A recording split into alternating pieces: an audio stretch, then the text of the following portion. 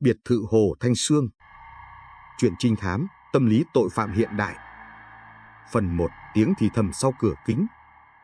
Câu chuyện này là một hồ sơ đặc biệt khác được tái dựng bởi kênh Hồ Sơ Án, nơi lưu giữ những vụ án thật, những bóng tối bị vạch trần và những con người không bao giờ cúi đầu trước sự giả dối. Nếu bạn từng theo dõi hành trình của Trung tá Hoàng Minh và chú chó nghiệp vụ Moon, hãy cùng tiếp tục mở trang hồ sơ mới, vụ án tại biệt thự Hồ Thanh Sương, Lâm Đồng. Đêm cao nguyên, sương rơi như tơ, Hồ Thanh Sương phẳng lặng soi bóng rặng thông già, chỉ có gió thổi thành từng luồng lạnh cắt ra. Phía bên kia bờ hồ, ngôi biệt thự cổ kiểu Pháp hiện lên mờ ảo sau lớp sương bạc, ánh đèn vàng yếu ớt từ ô cửa sổ tầng 2 run rẩy như một con mắt chưa khép. Lúc 22 giờ 46 phút, hàng xóm nghe thấy một tiếng kính vỡ, sau đó là tiếng hét khàn, ngắn và gắt như bị nghẹn. Khi cảnh sát địa phương đến, cổng sắt khóa từ bên trong. Trong phòng khách tầng trệt, họ tìm thấy thi thể của nữ chủ nhân, bà Lan Phượng, 52 tuổi, chủ chuỗi khu nghỉ dưỡng nổi tiếng quanh hồ. Cửa sổ vỡ, nhưng mọi thứ trong phòng vẫn ngăn nắp. Trên sàn, chỉ có một vệt nước lạ kéo dài từ bàn làm việc đến gần cửa ra hồ. Công an tỉnh lập tức báo khẩn. Trung tá Hoàng Minh, đội trưởng đội trọng án, được điều từ Hà Nội vào. Bên cạnh anh, như mọi lần, là Moon, chú chó nghiệp vụ BECG đen, ánh mắt nó soi trong đêm như hai hòn than nhỏ. Biệt thự tĩnh lặng đến mức có thể nghe rõ tiếng giọt nước từ khung cửa rơi xuống nền gạch. Hoàng Minh bước vào, mắt anh quét nhanh khắp hiện trường. Không có dấu giằng co, không trộm cướp, không vật chứng bừa bãi, chỉ có một mùi vừa tanh, vừa ngai ngái, không phải máu người. Anh cúi xuống, mở đèn pin soi kỹ, vệt nước không phải nước mưa, mà là dung dịch chống rỉ sắt, thường dùng trong xưởng cơ khí. Một giọt còn dính ở mép bàn, nơi có dấu tay nhỏ, rất nhỏ, như tay của phụ nữ. Moon khịt khịt mũi, rồi dừng trước bức tranh treo gần cầu thang. Nó sủa khẽ, cào nhẹ vào mép khung. Hoàng Minh gỡ tranh ra, phía sau là ổ camera mini đã bị tháo dây. Anh khẽ nói, có người biết mình bị theo dõi, và người đó hành động trước. Ngoài kia, sương dày đặc, ánh đèn phản chiếu lên mặt hồ thành những vệt đứt gãy. Hoàng Minh đứng trầm, ghi vào sổ. Bà Lan Phượng chết do ngạt thở, không có dấu vật lộn, hiện trường dàn dựng. Mục tiêu có thể không phải là tiền, mà là bí mật. Moon nằm xuống bên chân chủ, đôi tai vểnh cao, mắt hướng về tầng trên. Nó khẽ gầm, tiếng trầm vang trong phòng rộng, như linh cảm có ai đó đang quan sát từ bóng tối. Phần 2, người khách cuối cùng. Sáng hôm sau, sương vẫn phủ kín quanh hồ. Đội điều tra dựng lều kỹ thuật trước cổng biệt thự. Hoàng Minh đứng bên cửa sổ tầng 2, nơi kính vỡ đêm qua, quan sát những vệt dấu chân trên bệ. Chúng hướng ra ngoài, không phải vào trong. Anh trầm giọng, người chết không thể tự bước ra. Kẻ giết đã thoát bằng lối này và biết rõ độ cao đủ để nhảy xuống mà không gãy chân. Một cán bộ mang đến bản báo cáo. Trung tá, nạn nhân bị ngạt bằng khăn lụa. Không có dấu vân tay lạ, nhưng có vết nước trên khăn giống mẫu dung dịch chống gì anh phát hiện. Anh khẽ gật, nghĩa là hung thủ làm việc trong môi trường cơ khí, xưởng, gara hoặc khu bảo trì. Moon chạy quanh, dừng lại ở bàn làm việc. Trên đó có bức thư dở dang, nét chữ phụ nữ, run nhẹ.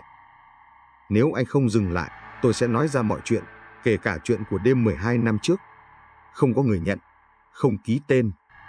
Nhưng dấu niêm trên phong bì cạnh đó lại khắc logo Phượng Hoàng Resort Group, công ty do chính bà Lan Phượng sáng lập. Hoàng Minh nhìn dòng chữ, ánh mắt tối lại. Chuyện 12 năm trước có vẻ là mấu chốt. Anh gọi đại úy Linh. Tra lại toàn bộ hồ sơ công ty này, tập trung vào những người từng làm trong bộ phận kỹ thuật bảo trì, nhất là những ai từng bị kỷ luật hoặc buộc thôi việc.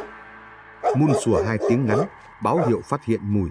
Nó dẫn anh ra sân sau, nơi xương còn đọng trên nền gạch. Giữa mùi cỏ ẩm và bùn, có một mùi kim loại gắt, mùi dầu máy. Dấu bánh xe còn in rõ, loại xe tải nhỏ, nhưng lốp mới. Hoàng Minh ghi vào sổ. Hung thủ rời hiện trường bằng xe tải, có thể thuộc khu bảo trì resort. Không cướp, không thù riêng, chỉ có một lý do, bị đe dọa. Anh ngẩng nhìn mặt hồ đang phủ sương, giọng khẽ như nói với chính mình. Ở nơi người ta đến để nghỉ dưỡng, đôi khi chính là nơi tội lỗi được dưỡng sinh. Moon đứng cạnh, lặng im, đôi mắt nó ánh lên trong sương trắng, như hiểu rằng phía sau những làn hơi nước kia còn ẩn một sự thật đang rình chờ lộ diện. Phần 3. Hồ sơ bị lãng quên. Buổi chiều ở Đà Lạt, sương phủ như khói, ánh nắng cuối ngày rót qua ô cửa phòng tạm chỉ huy. Trung tá Hoàng Minh ngồi lặng trước màn hình.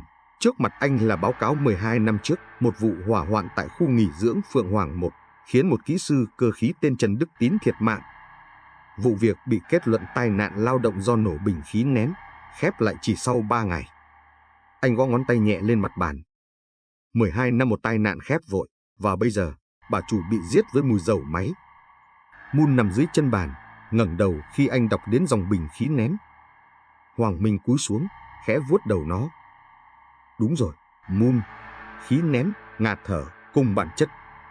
Điện thoại reo. Đại úy Linh từ bộ phận điều tra tài chính báo. Trung tá, chúng tôi tra được thông tin lạ. Sau vụ hỏa hoạn năm đó, bà Lan Phượng đã mua lại toàn bộ cổ phần từ gia đình nạn nhân.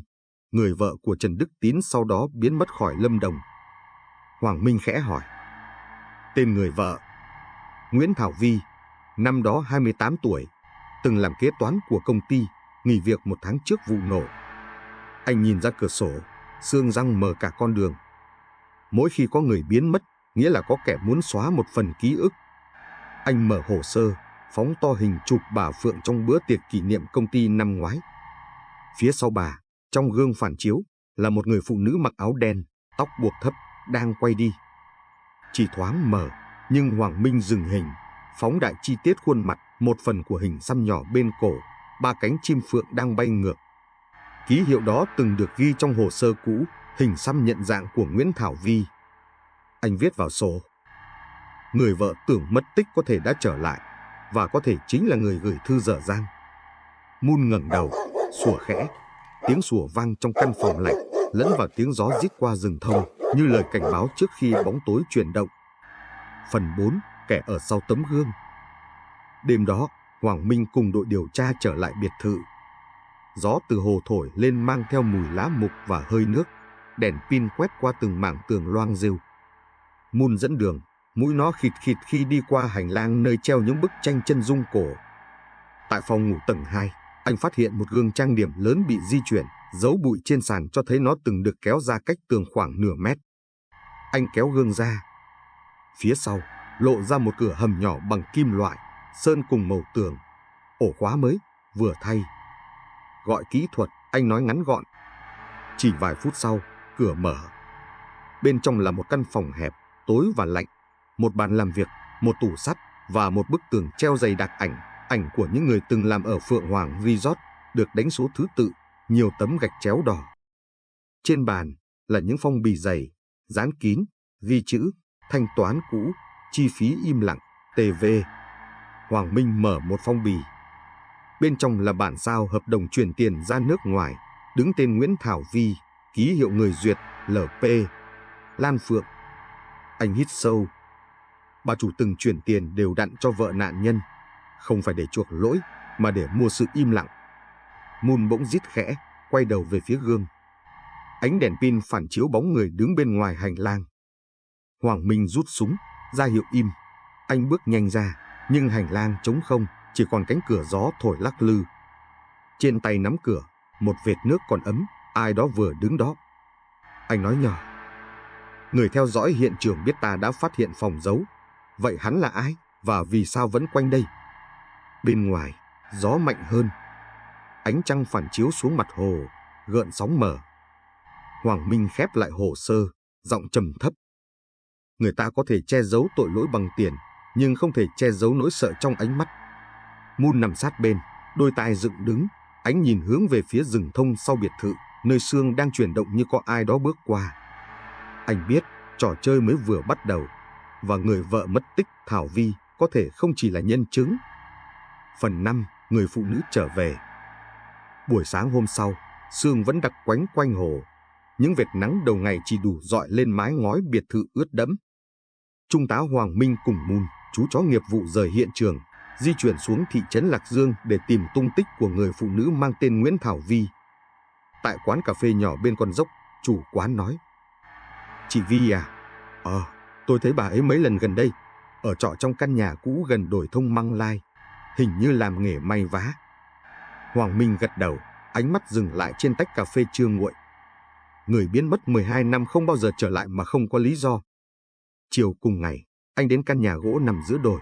Cửa khép hở, trong nhà vang lên tiếng máy may đều đều. Người phụ nữ ngẩng lên, mái tóc đã điểm bạc, nhưng đôi mắt sắc và tỉnh táo. Cô nhận ra anh trước. Trung tá Hoàng Minh, tôi biết sẽ có ngày các anh đến, giọng cô khẽ, nhưng dứt khoát. Hoàng Minh không ngạc nhiên. Anh rút trong túi phong bì mang chữ TV, đặt lên bàn. Bà Lan Phượng gửi tiền cho cô suốt 12 năm. Vì sao? Thảo Vi nhìn gói tiền, mỉm cười nhạt. Vì bà ta mắc nợ tôi, và mắc nợ chồng tôi. Ông Tín chết trong vụ nổ khí nén, nhưng hồ sơ cho thấy hệ thống đã bị ai đó sửa trước đó một ngày. Hoàng Minh nói chậm. Đúng, Vi đáp.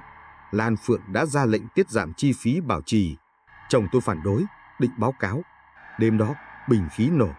Anh ấy chết. Tôi biết không phải tai nạn. Cô ngẩng lên, giọng nghẹn lại. Bà ta đến gặp tôi, đưa tiền, nói đó là đền bù. Tôi nhận, không vì tiền, mà vì tôi muốn chờ ngày bà ta trả giá. Hoàng Minh nhìn sâu vào mắt cô. Và đêm bà ta chết. Cô im lặng vài giây, rồi nói. Tôi đến, đúng. Tôi hẹn bà ta nói chuyện. Tôi muốn bà ấy công khai sự thật. Nhưng khi tôi đến nơi, cửa đã mở, đèn tắt. Tôi chỉ thấy bà ấy nằm đó và chiếc khăn lụa quấn quanh cổ. Hoàng Minh không nói gì. Moon bước chậm quanh phòng, rồi dừng trước tấm thảm sờn, khịt mũi, sủa khẽ. Anh cúi xuống. Dưới thảm là một đôi găng tay phủ dầu máy, loại dùng trong gara. Của cô, anh hỏi. Không, tôi không làm nghề đó. Vậy ai để nó ở đây? Cô im lặng, rồi đáp. Có người đến trước tôi. Một người từng làm cho công ty, phụ trách sửa chữa thiết bị. Hắn tên Đặng Hữu Quang. Hoàng Minh ghi nhanh vào sổ. Đặng Hữu Quang, kỹ thuật viên bảo trì Phượng Hoàng, sa thải năm 2015 vì hành vi biển thủ vật tư. Anh gật nhẹ. Cảm ơn cô. Nếu cô nói thật, người đó mới là kẻ cuối cùng ở biệt thự trước khi bà Lan Phượng chết. Khi rời căn nhà, sương vẫn chưa tan. Hoàng Minh quay lại nhìn Thảo Vi, người phụ nữ lặng đứng trước cửa, tay nắm chặt bức ảnh cũ của chồng. Trong ánh sáng mờ, khuôn mặt cô nửa sáng nửa tối, như chính thứ công lý mà cô mang trong lòng, vừa muốn báo thù, vừa muốn được tha thứ. Phần 6. Hưng khí trong lò sưởi. Đêm đó, đội kỹ thuật quay lại biệt thự để rà soát lần cuối. Moon dẫn đầu, mũi nó nhạy hơn mọi thiết bị. Nó dừng trước lò sưởi phòng khách, nơi tưởng như chỉ còn tro lạnh. Bất ngờ, nó sủa vang, cào mạnh vào vách gạch. Hoàng Minh ra hiệu phá kiểm tra. Bên trong tro, họ tìm thấy một ống thép rỗng, dài khoảng 20 cm, đầu bị bóp méo, loại ống khí nén cũ, còn vết dầu và dính sợi vải lụa cháy xém. Anh nhấc lên bằng găng tay, giọng trầm xuống. Đây là hung khí thật, không phải khăn lụa mà là ống khí nén. Bà ta bị siết cổ bằng chính thứ từng giết người 12 năm trước. Linh nhìn anh. Hung thủ muốn gửi thông điệp. Không, hắn muốn hoàn tất một vòng luân báo. Kỹ thuật viên báo thêm. Trung tá, trong ống có dấu vân tay, một phần trùng khớp với hồ sơ của Đặng Hữu Quang. Hoàng Minh im lặng. Anh ra sân, nhìn xuống mặt hồ. Gió đêm thổi mạnh, làm Dặng Thông nghiêng nghiêng như cúi đầu. Moon ngồi bên, đôi mắt nâu ánh lên trong bóng tối. Anh khẽ nói. Cái chết này không đơn giản là trả thù. Nó là bản sao của tội lỗi cũ, lặp lại, chính xác, như thể ai đó muốn viết lại công lý bằng tay mình. Điện thoại reo. Giọng Thảo Vi run rẩy từ đầu dây. Trung tá, hắn tìm đến tôi. Tôi nghĩ hắn biết anh đang điều tra. Hoàng Minh siết chặt máy. Bà ở đâu? Ở nhà, hắn đang ngoài cửa. Tiếng kính vỡ vang trong loa, rồi im bặt. Anh quay sang Linh, giọng dứt khoát. Báo động khẩn, đội 1 theo tôi. Mục tiêu, Đổi Măng Lai. Moon sủa vang một tiếng, phóng lên xe trước cả người. Chiếc xe lao đi trong đêm, xuyên qua sương đặc. Hoàng Minh không nói, ánh mắt anh như thép. Trong đôi mắt đó, ánh đèn đường loang như vệt máu cũ thứ anh từng thấy quá nhiều trong nghề. 12 năm trước, một người chết vì lòng tham. Đêm nay, có thể thêm một người chết vì nỗi sợ. Phần 7. Đêm trên đồi Măng Lai. Gió rít xuyên rừng thông, sương dày như tấm màn mù phủ kín đồi. Đèn pha chiếc xe công vụ xé toạc màn sương, dọi lên con dốc ngoằn ngoèo dẫn về căn nhà gỗ nơi Nguyễn Thảo Vi ở. Trung tá Hoàng Minh siết chặt vô lăng, ánh mắt kiên định.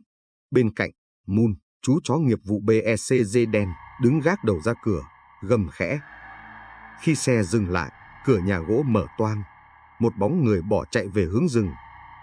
Hoàng Minh chỉ kịp thấy Thảo Vi ngã gục bên khung cửa, máu loang trên áo. Cô ấy còn sống, Linh hô. Moon lao lên trước, đứng chắn trước người phụ nữ bị thương, gầm vang khi bóng đen phía xa quay lại, ánh đèn pin soi lấp loáng, một khuôn mặt sạm, đôi mắt trũng sâu, hàm răng nghiến ken két, Đặng Hữu Quang. Hoàng Minh rút súng, giọng lạnh. Quang, anh bị bao vây, bỏ vũ khí. Hắn cười khàn, tiếng cười như sắt cọ vào đá. Bỏ vũ khí à? Còn gì để mất đâu, Trung tá. Bọn họ lấy hết rồi, danh dự, nghề nghiệp, cả cuộc đời tôi. Hắn giơ lên vật cầm trong tay, một ống khí nén tương tự hung khí trong biệt thự. Cái này là thứ đã giết người 12 năm trước. Tôi chỉ làm điều công bằng thôi. Hoàng Minh giữ súng, bước chậm. Công bằng không phải là lặp lại tội lỗi. Không đâu, Quang gằn giọng, chỉ khi họ chết theo cách của anh Tín, tôi mới thấy công bằng. Một tia chớp xé trời. Trong khoảnh khắc ánh sáng lóe lên, hắn chạy. Moon sủa vang, lao theo vệt bóng đen. Cuộc truy đuổi xuyên rừng bắt đầu. Tiếng chân dẫm lên lá mục sen, tiếng gió hú, tiếng sủa dồn dập hòa trong hơi thở gấp. Hoàng Minh bám theo, ánh đèn pin rung mạnh. Đến triền dốc nhìn xuống hồ, Quang dừng lại, thở gấp. Hoàng Minh giơ súng, cách hắn chỉ vài mét. Quang, hạ vũ khí, hết đường rồi. Hắn nhìn xuống mặt hồ mở sương, cười nhạt. Hồ này từng là nơi họ vứt xác bình khí cũ để phi tang. Anh biết không, Trung tá, cả công ty, cả bà Phượng đều biết. Hoàng Minh bước gần hơn. Tôi biết, nhưng nếu anh giết người, anh sẽ giống họ. Hắn run nhẹ, rồi đột ngột hét. Không, tôi chỉ muốn kết thúc. Hắn vung ống thép, nhưng Moon đã lao tới, cắn chặt tay cầm. Cú giằng mạnh khiến Quang ngã xuống đất, vật lộn trong bùn. Hoàng Minh tiến đến, giơ còng. Anh bị bắt vì tội giết người. Quang ngẩng lên, nước mưa hòa nước mắt. Tôi không giết bà ta, tôi đến, thấy bà ta đã chết.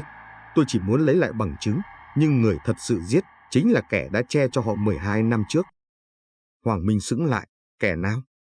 Hắn đáp, giọng đứt quãng. Một người trong công ty, giờ làm ở sở giám định kỹ thuật tỉnh. Hắn tên Trần Kiều. Gió thổi mạnh, mưa xối xuống rừng. Hoàng Minh nhìn người đàn ông bị còng, ánh mắt thoáng buồn. Hận thù luôn làm người ta mù, Quang ạ. Nhưng đôi khi, chính kẻ không còn gì để mất lại nói ra sự thật mà ai cũng sợ nghe. Phần 8. Sự thật dưới lớp sương. Sáng hôm sau, trời quang sau cơn mưa đêm. Sương tan chậm, để lộ hồ Thanh Sương phẳng lặng như tờ gương soi. Thảo Vi được cấp cứu, thoát chết. Cô khai trong tình trạng yếu. Tôi thấy Quang không giết bà Phượng. Anh ta chỉ đến tìm tôi, muốn tôi giao lại bản sao hợp đồng kỹ thuật năm đó. Có người khác đến biệt thự trước khi bà ấy chết. Tôi nghe tiếng xe tải rời đi. Cùng lúc đó, đội pháp y báo kết quả. Vết bánh xe ở sân biệt thự trùng khớp với xe của sở giám định kỹ thuật tỉnh. Hoàng Minh nhìn báo cáo, môi mím chặt. Trần Kiều, người từng là trưởng phòng kỹ thuật tại Phượng Hoàng, giờ là chuyên viên giám định và là người duyệt hồ sơ vụ nổ năm xưa. Anh ngẩng lên, ánh mắt lặng như nước. Vòng tội lỗi đã khép lại, giờ chỉ còn phần gốc. Buổi chiều, anh cùng Moon đến trụ sở sở giám định. Trần Kiều, dáng người thấp, mắt sắc, đang ngồi ký hồ sơ. Thấy Hoàng Minh, hắn cười nhạt. Đội trọng án à, tôi nghe nói các anh tìm đến tôi. Phải, tôi muốn hỏi về vụ Phượng Hoàng năm 2013. Hoàng Minh đáp. Vụ đó kết thúc rồi. Nhưng chứng cứ mới cho thấy bản giám định khi ấy là giả. Kiều đứng dậy, giọng lạnh. Anh không có bằng chứng. Hoàng Minh mở cặp, đặt lên bàn bản sao hợp đồng bảo trì và báo cáo giám định cũ, cùng chữ ký của hắn. Ngược nhau từng con số, anh đã làm giả kết quả, xóa trách nhiệm cho bà Phượng và công ty. Đêm bà ta chết, anh sợ bị lộ nên đến trước Quang để bịt miệng bà ta. Kiều im lặng, ánh sáng hắt qua ô cửa chiếu lên gương mặt hắn, nửa sáng nửa tối. Rồi hắn bật cười, khan khan. Anh không hiểu đâu, tất cả bọn họ đều cùng ăn chia. Tôi chỉ là mắt xích nhỏ. Nếu bà ta không định phản lại, tôi đã không phải ra tay. Anh vừa thừa nhận rồi, Hoàng Minh nói, giọng trầm. Hắn gằn giọng, nhưng anh sẽ chẳng bao giờ chứng minh được điều đó. Hoàng Minh quay sang Mun. Mun, ngửi đi. Mun tiến đến, khịt mũi quanh bàn. Nó sủa khẽ, rồi dừng trước chiếc cặp da, bên trong chứa ống khí nén nhỏ còn dính sợi vải cháy xém. Kiều tái mặt, lùi lại. Hoàng Minh bình thản. Công lý đôi khi không cần người nói. Nó có mùi riêng và Mun ngửi thấy. Kiều lao lên định bỏ chạy, nhưng hai cảnh sát đã chặn cửa. Tiếng còng vang lên khô khốc. Bên ngoài, sương chiều lại rơi xuống hồ, lặng lẽ như chưa từng có sóng. Hoàng Minh nhìn theo, giọng nhỏ. Người ta có thể dối trá với luật, nhưng không thể dối trá với tội lỗi. Mun đứng bên cạnh, ngẩng đầu, đôi tai vểnh lên. Trong ánh chiều mờ, bóng hai người, một trung tá và chú chó nghiệp vụ, đổ dài trên nền ẩm ướt, như hai hình bóng của cùng một niềm tin. Công lý không cần ồn ào, chỉ cần không lùi bước. Phần 9, lời thú nhận trong xương. Phòng thẩm vấn tầng 3, trụ sở công an tỉnh Lâm Đồng. Không khí đặc mùi giấy, mùi khói thuốc và cà phê nguội. Ngoài cửa sổ, sương mỏng trôi qua như những dải khói lạnh. Trần Kiều ngồi đối diện trung tá Hoàng Minh, gương mặt trắng bệch, đôi mắt mệt mỏi. Hoàng Minh mở tập hồ sơ, giọng đều và thấp. Anh đã ký sai toàn bộ bản giám định năm 2013, giúp bà Lan Phượng thoát tội. Đêm bà ta chết, anh đến để lấy lại tài liệu. Khi bà chống cự, anh siết cổ bằng ống khí nén, chính thứ từng gây vụ nổ 12 năm trước. Kiều cúi đầu, giọng hắn nghẹn. Đúng, nhưng tôi không định giết. Tôi chỉ muốn dọa bà ta. Ai ngờ bà ấy yếu tim.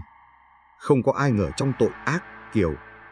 Hắn ngẩng lên, ánh mắt ướt. Anh không hiểu, tôi cũng từng tin công lý. Nhưng trong ngành này, muốn tồn tại, phải học cách im lặng. Tôi chỉ làm như những người khác thôi. Hoàng Minh nhìn hắn, ánh mắt không giận, chỉ mệt mỏi. Im lặng vì sợ hay vì tham? Kiều không trả lời. Một lúc sau, hắn lẩm bẩm. Có lẽ cả hai. Nhưng khi bà Phượng định tố cáo, tôi hiểu nếu bà ấy nói, tôi sẽ là người đầu tiên bị đem ra hy sinh. Và anh chọn cách bịt miệng bà ấy. Phải, tôi không muốn chết. Nhưng từ khi làm vậy, tôi cũng không sống nổi. Hoàng Minh khép hồ sơ, đứng dậy. Ánh sáng từ cửa sổ chiếu xuyên qua, hắt lên gương mặt anh. Giọng anh trầm, như thể không chỉ nói với Kiều, mà với cả chính mình. Tôi đã gặp hàng trăm kẻ phạm tội, nhưng không ai thực sự dám đối diện với cái giá của sự sợ hãi. Anh là ví dụ. Anh không giết người vì ác, anh giết vì hèn. Hắn bật khóc. Âm thanh đó tan vào khoảng không lạnh, rồi lặng dần như sương tan trên cửa kính. Khi ra khỏi phòng, Hoàng Minh nhìn thấy Mun đang nằm chờ ở hành lang, đầu gác lên chân, đôi mắt nâu ấm. Anh khẽ cúi xuống vuốt đầu nó. Xong rồi, Mun. Nhưng đôi khi, bắt được kẻ giết người lại không khiến mình nhẹ đi. Mun khẽ rên, âm thanh nhỏ, nhưng đầy hiểu biết. Ánh đèn trần phản chiếu lên bộ lông đen của nó, lấp lánh như mảnh thép được tôi trong lửa. Phần 10, ánh sáng trên hồ Thanh Sương. 3 ngày sau, sương lại phủ đầy mặt hồ. Buổi sáng, trung tá Hoàng Minh trở lại biệt thự cũ. Ngôi nhà giờ bị niêm phong, chỉ còn tiếng gió rít qua hành lang và mùi ẩm của tường đá. Anh đứng trước cửa sổ nơi kính từng vỡ, nhìn ra mặt hồ phẳng lặng. Trên mặt nước, bóng thông và mây hòa vào nhau, không còn ranh giới giữa thật và ảo. Thầy Chí Hòa từng nói, anh khẽ thì thầm, nhớ lại câu chuyện cũ. Tội lỗi có thể được tha, nhưng dối trá thì không. Giờ, câu nói đó như vang lại trong trí anh. 12 năm, một vụ nổ, một cái chết, một người mất tích, tất cả chỉ là những vòng tròn lặp lại quanh một tâm điểm, lòng tham và nỗi sợ. Mun nằm sát bên, đầu tựa vào chân chủ. Anh lấy trong túi ra cuốn sổ da cũ, nơi ghi chép từng vụ án. Trên trang cuối, anh viết: vụ án biệt thự Hồ Thanh Sương khép lại. Tội lỗi trả bằng pháp luật. Nhưng công lý thật sự chỉ tồn tại khi con người dám nhớ. Anh đóng sổ, khẽ mỉm cười. Gió thổi qua rừng thông, mang theo mùi nhựa cây và tiếng chuông chùa xa vọng từ một ngôi làng nhỏ ven hồ. Âm thanh ấy hòa với hơi sương, ngân dài, như khúc tiễn đưa cho những linh hồn chưa yên. Hoàng Minh quay sang Moon. Đi thôi, bạn già, chúng ta còn nhiều hồ sơ chưa mở. Moon đứng dậy, lắc mình, sủa nhỏ một tiếng. Ánh mặt trời lẹ lói sau mây chiếu lên đôi mắt nó, đôi mắt trung thành đã cùng anh bước qua biết bao đêm mưa và máu. Chiếc xe công vụ lăn bánh rời khỏi con dốc nhỏ, xuyên qua rừng thông mở sương. Phía sau, ngôi biệt thự dần chìm vào lớp sương trắng, chỉ còn lại âm thanh gió thổi qua cửa sổ vỡ, như hơi thở cuối cùng của một quá khứ đã được khép lại. Câu chuyện này được tái dựng và kể lại bởi kênh Hồ Sơ Án, nơi lưu giữ những vụ án thật, những con người kiên định với công lý và những bóng tối bị soi tỏ bởi ánh sáng của niềm tin. Nếu bạn đồng hành cùng Trung tá Hoàng Minh và chú chó nghiệp vụ Moon, hãy tiếp tục theo dõi Hồ Sơ Án để cùng mở những hồ sơ kế tiếp, nơi công lý không phải lời hứa, mà là hành động.